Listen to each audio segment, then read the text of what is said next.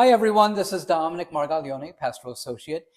And with me today is Steph Parsch, who just came into full communion into the Catholic Church through the OCIA process, our church's Becoming Catholic process, back at the Easter Vigil. So, Yes. Steph, thank you for sharing your story, especially with those who may be thinking about coming into full communion with the church. You yourself were baptized Protestant, Yes. right?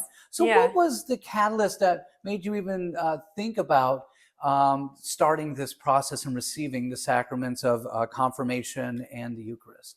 Yeah, so to your point, I was brought up Protestant. And so my motivation or inspiration to join this group and go through the process was to learn more about the Catholic faith. So my mother grew up Catholic, my father Protestant, but I was confirmed Protestant. So I wanted to learn more about the Catholic faith. And then my husband being Catholic, and we decided to raise my children Catholic, that we would then have a unified front in terms of information and understanding and the message that we're giving. So wonderful. So you said you went into the process looking to learn more. What were some of the takeaways that you took that you learned about our faith?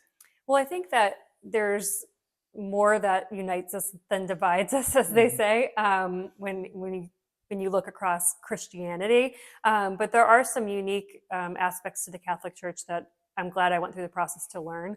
And also just being part of a group and being able to come on Tuesday night. And, there's a sense of community that you gain from the experience. And there's, as you know, the group is very diverse. Some had come also from the Protestant background. Some had not been involved in religion for almost their entire life. So it was so nice to hear different backgrounds and the reasoning to come together and then over a common goal. Yeah. What was it for you?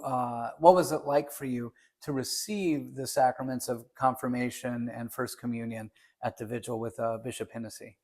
Oh, it was such a nice experience to have. From the beginning, I loved what reminded me of my childhood was the candle lit beginning where, the whole church is dark and then little by little, everyone's lighting their candles and it just, the light of Christ. And so it's a very emotional and happy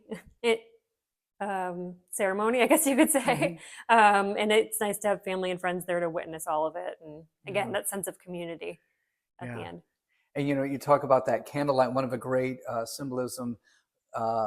symbols of light in the church is that we share the light of Christ with one another. We receive the body of Christ to be the body of Christ for others. That confirmation sends us out to share that light of Christ.